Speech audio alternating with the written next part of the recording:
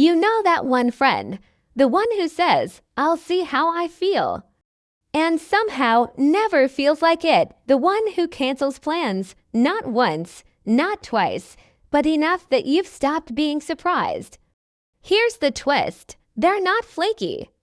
They're not antisocial, and they're definitely not boring. They're protecting their energy.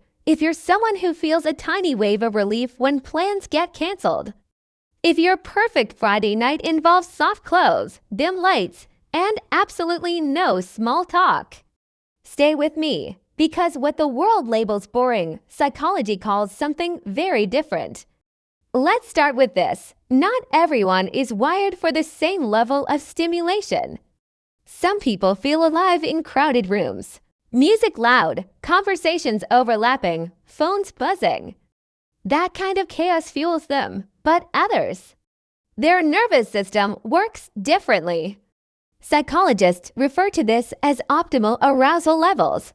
Some brains need more stimulation to feel good, others need less. For low stimulation types, too much noise doesn't excite them. It overwhelms them, so when they choose home over a party, they're not avoiding life, they're choosing balance.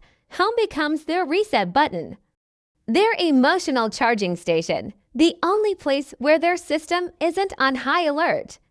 And here's something most people don't talk about.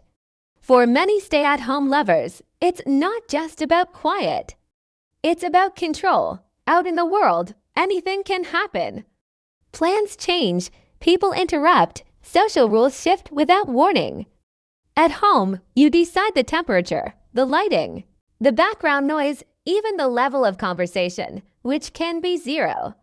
For people who are highly sensitive or prone to anxiety, that predictability isn't a preference.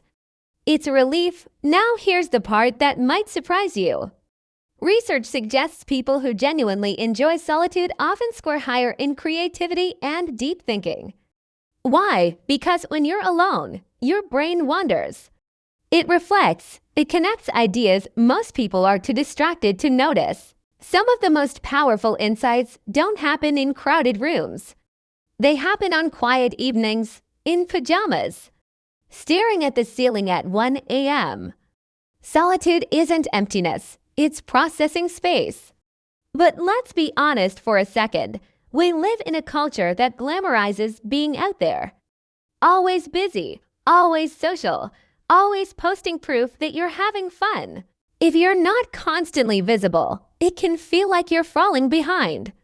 But what if your version of a good life looks different? What if it's cooking something simple, rewatching your comfort show, watering your plants, reading 3 pages of a book and calling that productive? That's not laziness, that's alignment. Now, there is a line we have to acknowledge. Sometimes staying home is nourishing. Other times, it's protective. And sometimes, it's avoidance. If leaving the house feels heavy, not peaceful. If isolation makes you feel smaller instead of restored, that's not personality. That might be anxiety, burnout, or depression asking for attention. There's a difference between choosing solitude and hiding inside it. The key question is simple. When you stay home, do you feel fuller afterward or emptier? Because for true homebodies, staying in isn't about fear. It's about preference. They find meaning in small rituals. Morning coffee in silence, the exact spot on the couch that feels just right. The golden hour light hitting the wall. They don't need constant stimulation because their inner world is already busy. And here's the truth most people won't admit. Not everyone wants a loud life. Some people want a deep one. They'd rather have one honest conversation than 10 shallow ones. One peaceful evening than 3 chaotic events. They don't chase noise, they protect peace. So if you're the person who declines invitations without guilt, if a solo Saturday feels like luxury instead of loneliness, if your comfort zone isn't a trap but a sanctuary, you're not missing out, you're just wired differently. And maybe the real question isn't, why don't you go out more? Maybe it's, why does everyone assume that's the goal? Tell me in the comments, do you recharge alone or around people? And if this felt a little too accurate, you might want to stick around, because the psychology behind your habits goes even deeper than this.